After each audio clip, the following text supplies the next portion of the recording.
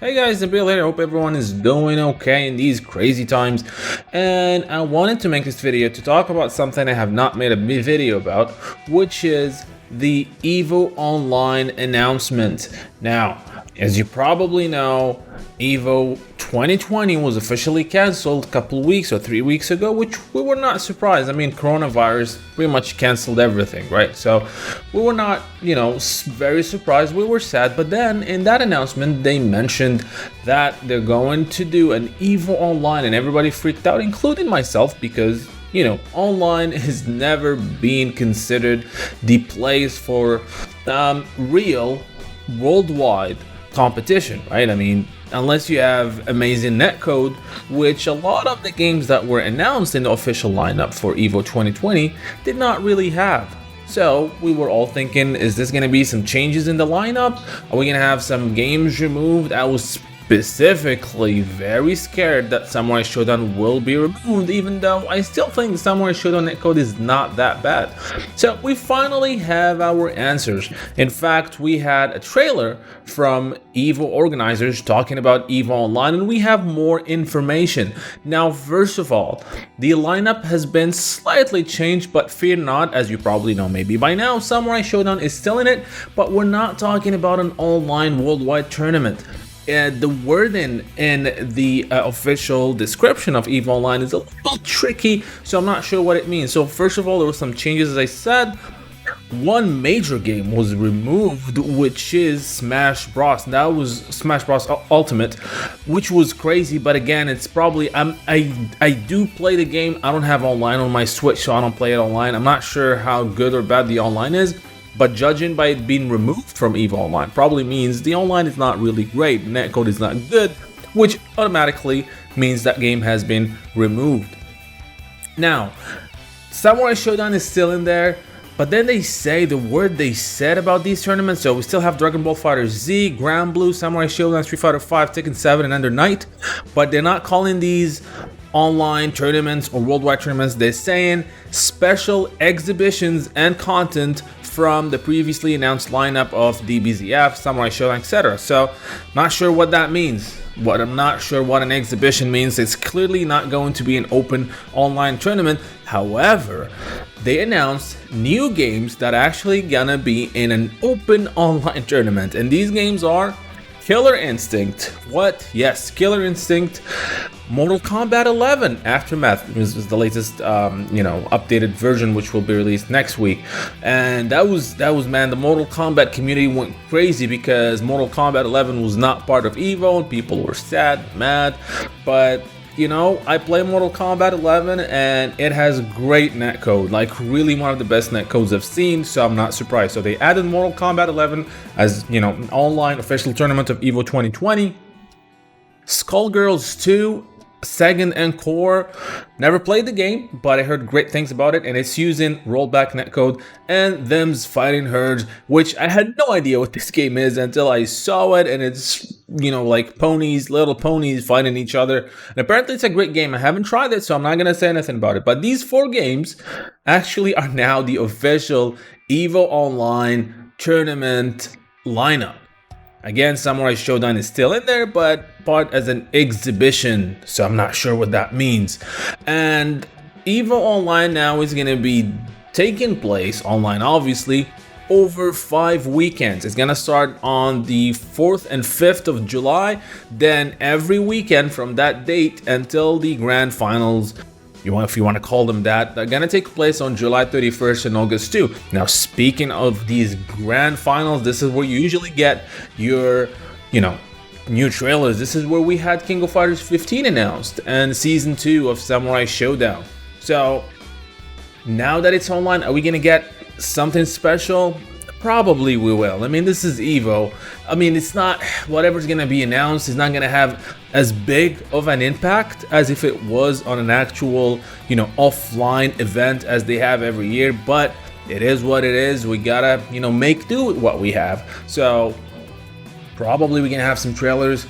I'm willing to bet we're gonna, by that time, I don't know if it's gonna be within that tournament or before, but I'm willing to bet we're gonna have some King of Fighters 15 teaser or trailer or information before then, because again, it's gonna be 1 year. There's no way they're gonna wait 1 full year from the first announcement and until they announce something. They're not gonna wait more than a year is what I meant. So it's probably gonna be maybe during EVO, maybe before EVO, but we have about 2 months and a half before probably seeing our first look at the King of Fighters 15. And as everybody else watching this video, probably I can't wait to see what that looks like. Now, what lessons should we take from this announcement? Well, first of all, this is again not gonna have the same weight as a normal EVO offline, but it just shows that things are changing. And maybe, whatever is happening now is crazy around the world, but a lot of things, as they say, necessity is the best, what do you call it? Well, necessity is the mother of invention. Sorry, I had to think about that. But, it's when you have these necessities that people, stand up and try to find solutions for things, right? And this is exactly what's happening. Because of the necessity that we don't have an offline tournament, we can't be in, that gigantic, hotel with everybody watching and playing and whatnot. So they had to do this online. And now this is going to push, in my humble opinion, it's going to push game developers to think very, very hard about their online. I mean, just look at that. How would you feel if your game was an EVO lineup and then it was removed because the netcode is not great, and a new game which was not even in the lineup before is now a main tournament game? So that's gonna make developers think twice or more than twice about their netcode. And we saw a lot of people are calling 2020 the year of rollback. A lot of people are talking about rollback. Everybody's just like, people are fed up. Like, they're really talking to developers.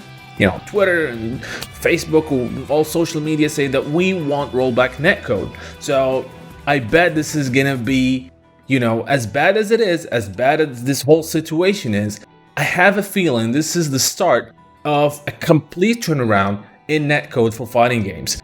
I'm pretty sure most companies are now going to go the rollback way, and we're probably, we're not even going to be talking asking if this game has rollback or it does not. It's just going to become the standard. Look at what happened with the Code Mystics games. It just, just that update that they did really, breathe, new life into these games. So I think this is, at the end of the day, months from now, or maybe years from now, we're gonna look at this year as the year that changed things for fighting games and for netcode in general. Which brings me to what I really hope from the King of Fighters 15. I really hope it has great netcode. And then we'll talk about something else here. I'm sure you saw the Unreal Engine 5 showcase by the guys at Unreal, and it just looks crazy. A lot of triangles, if you know what I mean. If you saw the video, then you know what I'm talking about.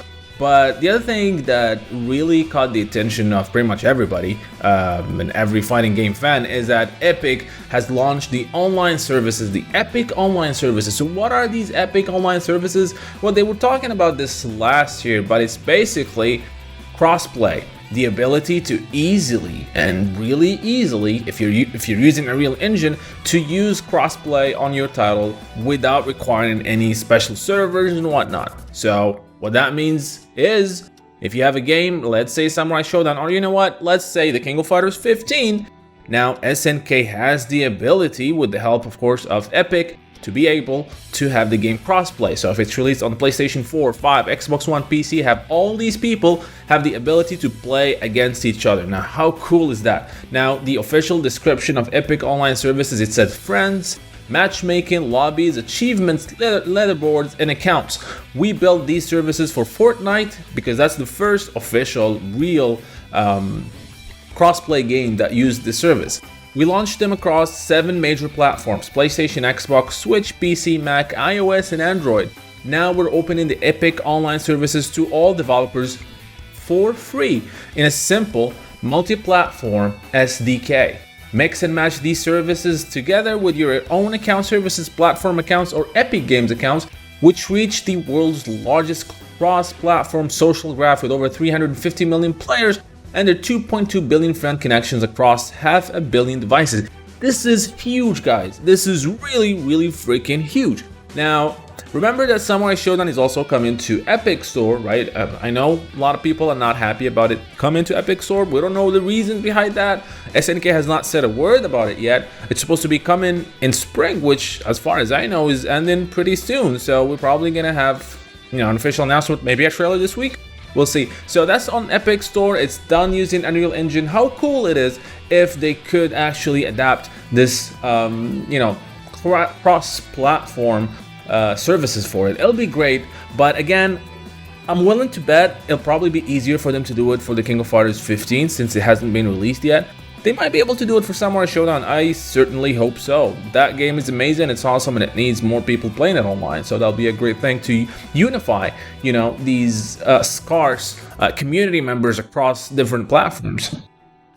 But this is huge. So again, looking at things right now, as bleak as the world is right now, just seeing these two, the fact that EVO is going online and it's actually going to push companies to, spend more and think twice about their netcode, and as well as Epic online services have launched, allowing easy cross-platform multiplayer for fighting games in any other game actually.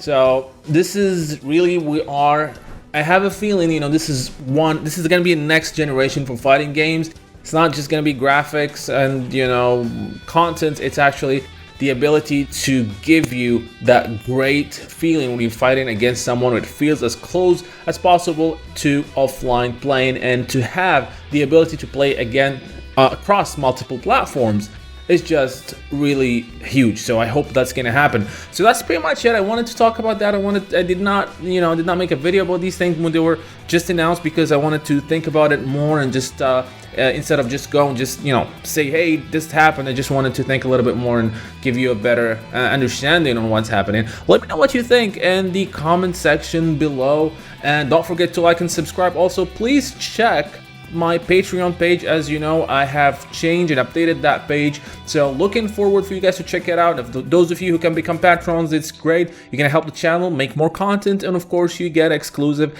access to some cool things that you can check in the link in the description below. Now again, thank you so much guys for watching, and see you next time.